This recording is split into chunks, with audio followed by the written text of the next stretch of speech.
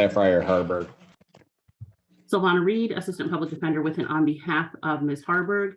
Ms. Harburg, could you please state your name for the record? Sapphire Harburg. Thank you. Your Honor, there's a couple of matters going on here. This is the date and time for sentencing, but Ms. Harburg was brought into custody yesterday for a bond violation. I saw that she's on today's arraignment docket, but I was hoping that we could perhaps get her arraigned on the bond violation and handle the sentencing. I don't have the bond violation. Well, on which bond violation? So, Your Honor, Teresa, go ahead, Ms. Blair. yes, Your Honor, Teresa Blair on behalf of probation. The bond violation, she violated conditions of bond in this case, Your Honor. She completed a pre-sentence interview with me. I had concerns about continued drug use. I asked the court to put a testing order in place, which it did. She did go for testing and tested positive for fentanyl, marijuana, and cocaine, I believe, Your Honor. The court did issue a warrant on that. Due to that, she did appear yesterday in person for a PE on another matter. She was taken into custody on the bench warrant in this case. So that's the bond violation that Ms. Reed is referring to. However, Your Honor, given the circumstances that happened from yesterday, that case is being remanded down to district court, which is being kept at this court with you, and she is scheduled for sentencing in that matter on May 24th. I'm not sure if the court wants to proceed with sentencing in this matter today and then handle that matter on the 24th, or if the court would like to bump this matter to the 24th and handle it all together. Ms. Reed. Ms. Pilara did address the violation in her recommendation. I think that as long as Ms. Harburg, we discussed that recommendation, which was for 4 days in custody for the violation. Ms. Harburg understands that as long as she's able to get out of custody after that point, I don't think that we have any issue with adjourning the sentencing so that they can both be done at the same time. Well, what's the bond on the other case? Unfortunately, I do not have that information, and I don't think that our system is working so that I can pull it up right now. Your Honor, I don't believe that she has a bond in that matter, and I can look and tell you. That was on the matter that was before Judge Freshour. That's now my case. She doesn't have a bond on that one. I don't believe so, Your Honor. I believe it is a PR. So she is only being held in custody on this case.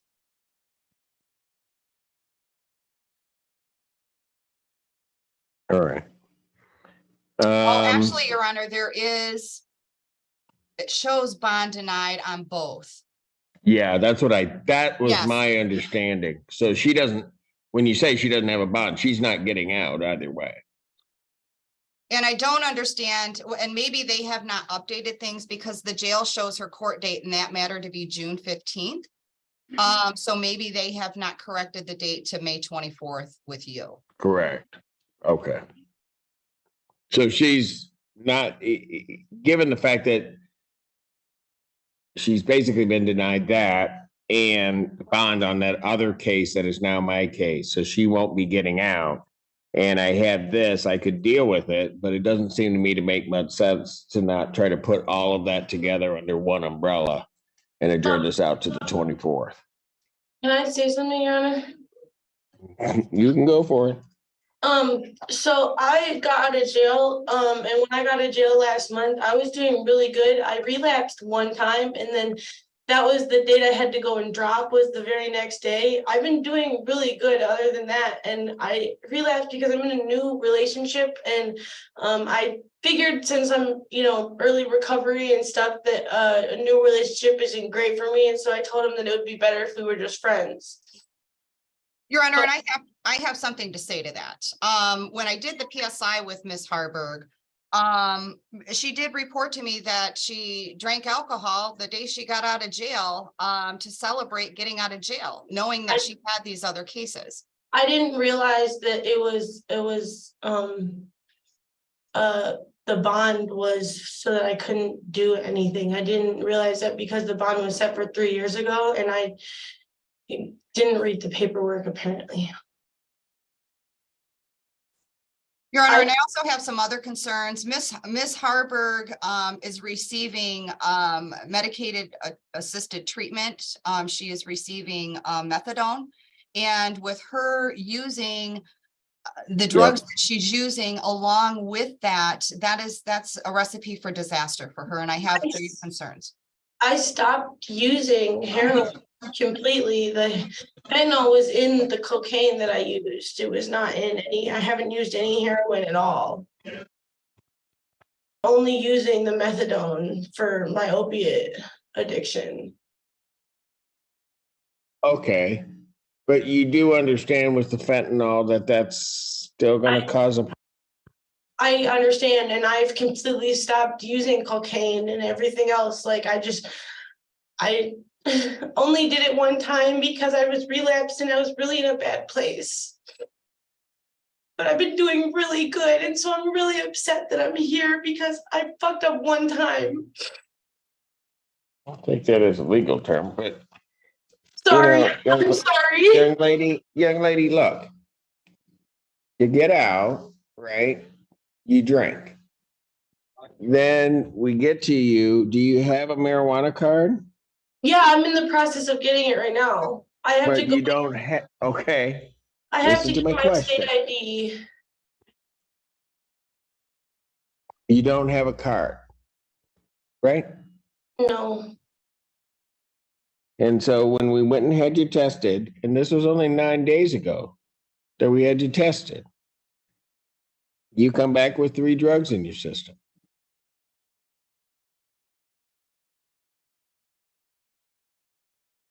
That's a Yeah. problem. Yeah, I know. God, it looks really bad. My words don't mean anything right now, and that really sucks. Well, it doesn't just look bad, it is. And then on top of that, when Miss Polera asked you, I was trying to be honest. what did you say? I was trying to be honest. You were trying to be honest? Yeah, because she was And asking what, me. and that just didn't work for you, or what happened? I mean, it doesn't. When Miss Polera asked you if you were using, what did you say? I told her no, And that wasn't true, was it? no. And so when you tell me that you've been clean, I was afraid to go back to jail. hold on. You know what, young lady? I'm sorry, I'm listening. I've been dealing with addicts a long time. And the one thing that they do is they'll at times won't tell me the truth. And then the other thing is you try to overtalk me. Sorry. So I'm going to let you say whatever you want to say, but you're going to ultimately end up answering my questions. Which is? That was not the only time that you used. It was. I'm being totally honest when I say I have no reason to lie about this. I really don't. I used. Yeah, you do. I mean, I don't lie. I mean, I try not to lie as Sure. much as Oh, possible. okay. All right. I was afraid All of right. going back You to know, jail.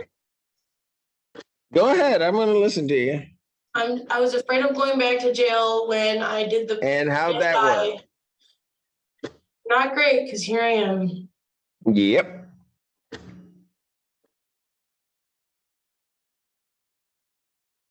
So here's what I'm going to do, because I think at some point you're going to need to have an in-depth conversation with your attorney. And given what I'm hearing, given what I'm seeing, I'm not sure that I would have followed this recommendation anyway of just 4 days. Because I really don't believe that you stopped. I don't believe you get all that into your system, then lie to the probation department, get you tested, and then. I was supposed to test yesterday. If I would have been able to go in and test, you would have seen that I'm not using anymore. Because you've been in jail. No, I just got put in jail yesterday. I was supposed to drug test yesterday at community corrections, and if I would have been able to go in and test, you would be able to see that I don't have any of that shit in my system anymore.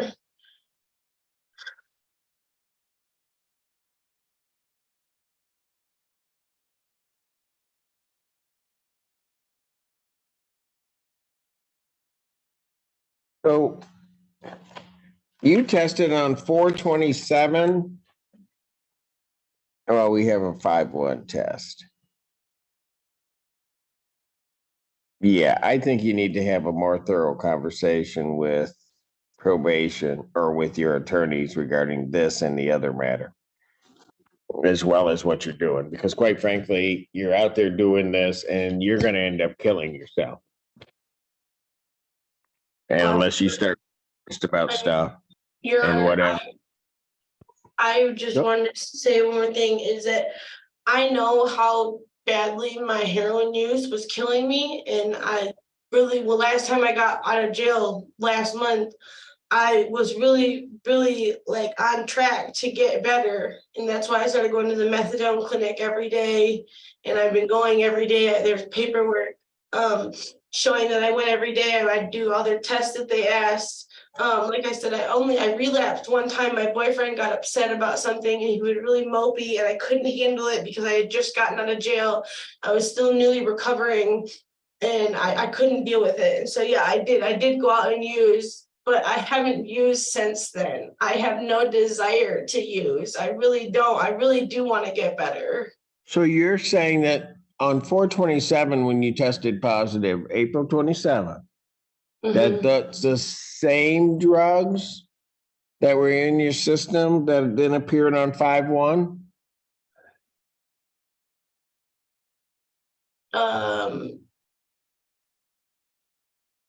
I'm not sure.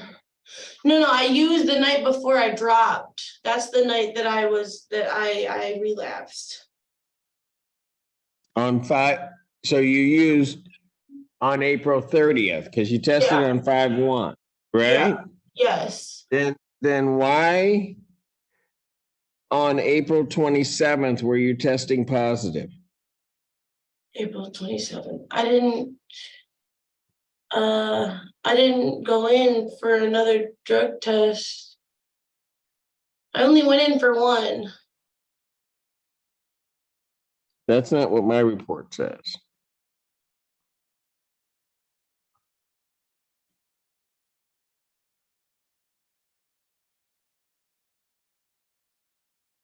It says in the report that I have from Community Corrections, she reported to me that she's been clean. Same thing that she said to probation since she was released from the Washtenaw County Jail.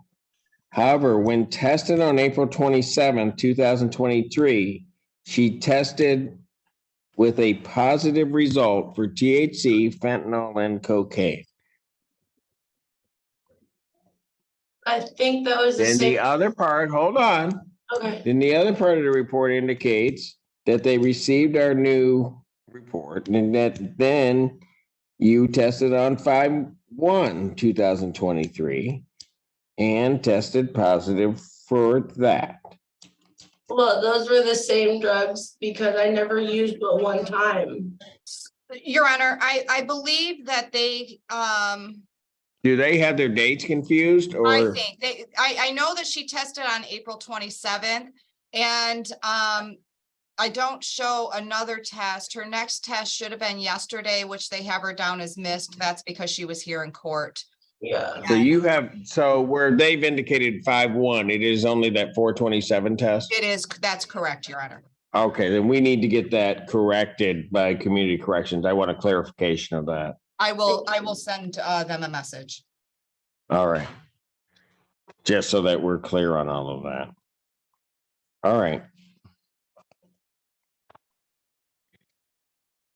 Well, I think, counsel, then here's what I'm going to do, just because I'm not sure I believe what the defendant is telling me. I'm going to adjourn this to May 24th, 2023, 9 a.m. or as our Zoom invite indicates. I would indicate that if you wish her bond to be reduced in this and the other matter, you can file a motion before the court to do so.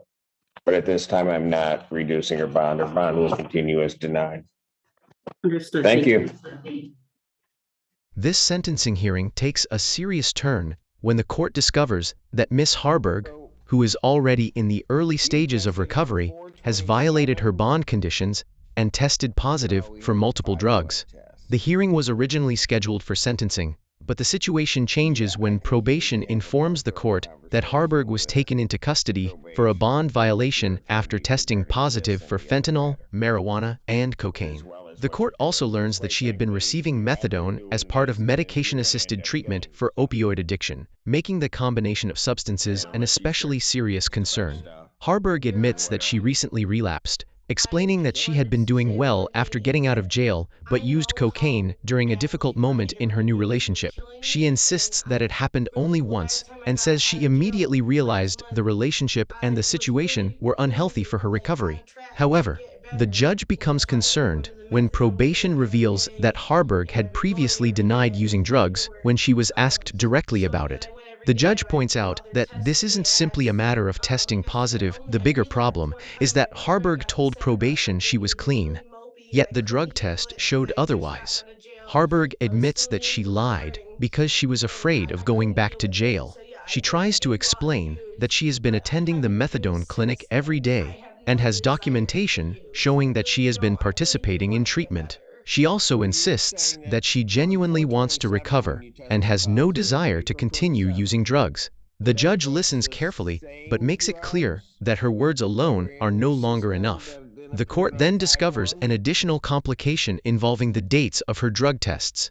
A report initially appears to show separate positive tests on April 27th and May 1st, but after questioning probation, the judge learns that the May 1st entry may actually refer to the same April 27th test, and that the records need to be corrected.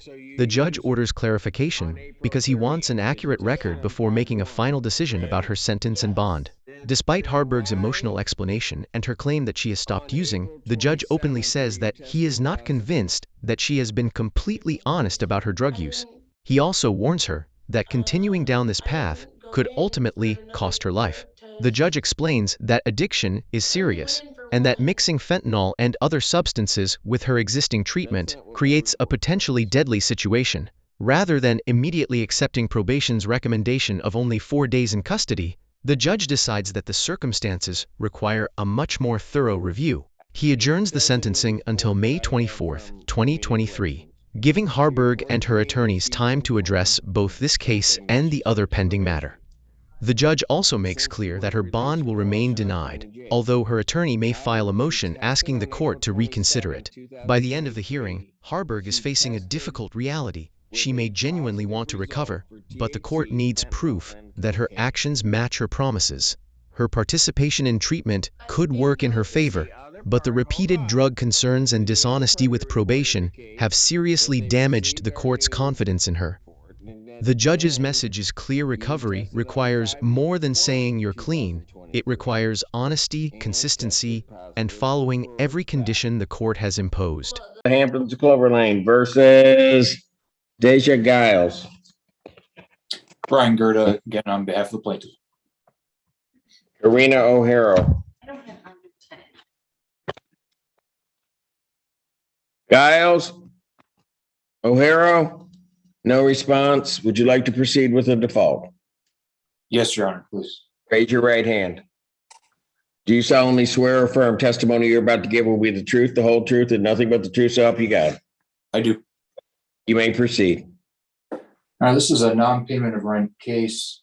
I have a ledger here that, including May's rent, there's a balance of $1,545. Say that number again. Yes, Your Honor, $1,545.79. There's also $59.04 in service, plus filing and attorney at 55 and 75 respectively, for a total of $1,734.83 due and owing. What's the month? Monthly rent, Your Honor, is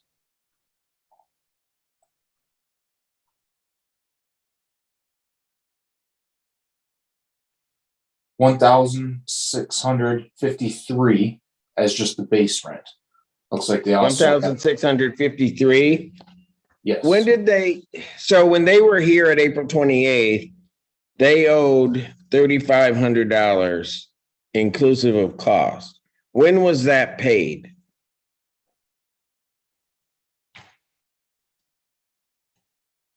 When was it paid? We got a partial payment on May, actually yesterday, May 4th, of $400. I haven't had another payment since that last April 28th date. Well, hold it, counsel. When they were here on April 28th, plaintiff was claiming that there was $3,325 in rent owing, which means that a significant payment had to come in. If I'm looking at a judgment in the neighborhood of $1,700 now, and May rent has clicked in.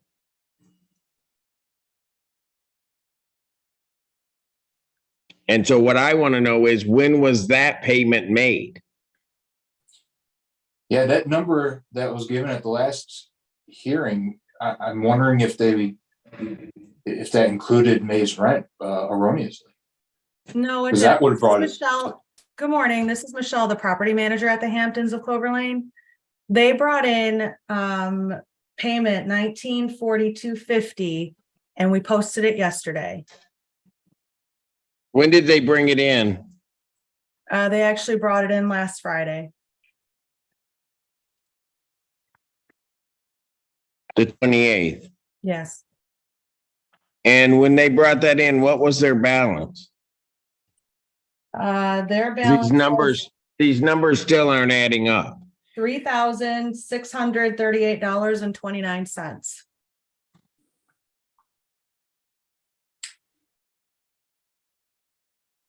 Okay, hold on.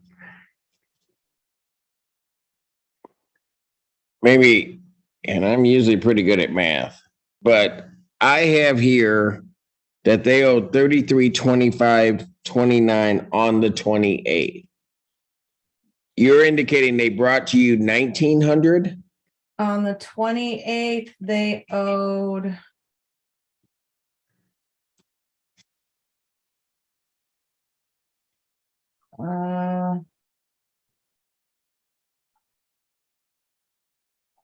Well, by the 28th, our system will have already charged up May rent. It charges it up. Well, you can't do that. But What was by May their balance on the 28th? on the 28th, they owed $1,705.50. And they paid how much on the 28th? 1542.50 plus 400. 1942.50. So they paid the balance on the 28th in April. Why am I here on this case and there's not a dismissal, counsel? And why was it represented to the court on the 28th before Judge Barr that they owed May rent when May had not accrued? I can't speak to. I'd like an answer. I can't speak what happened on the 20th, but like I said, it sounds like if their system would have put May's rent in the next day, that is probably where that number came from that the attorney was relying upon. I'm looking at a ledger before me, Your Honor, and that's the information I'm giving to the court. I don't see this payment. So on April 28th. I'm sorry for the confusion this caused. But I'm not causing it. It's not confusion. There are certain things that have been represented to the court. Right.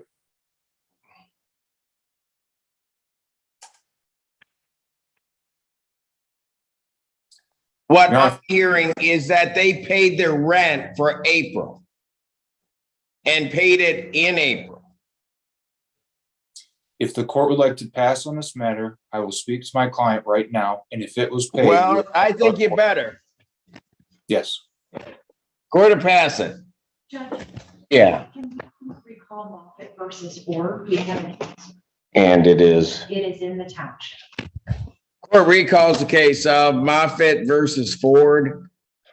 Jay McCurdy appearing on behalf of the plaintiff. Well, this is in the wrong spot. I understand. This Your is a Honor. 14B case. That's my fault. I apologize to the court and I will resolve this situation. Well, it has to be heard there. You want me to, I mean, it's probably going to cost you more to try to change venue. I can dismiss it, or I can move for that venue has to be changed. You need to file the paperwork, file the fee. Which do you want to do? I will dismiss it, Your Honor. Case dismissed.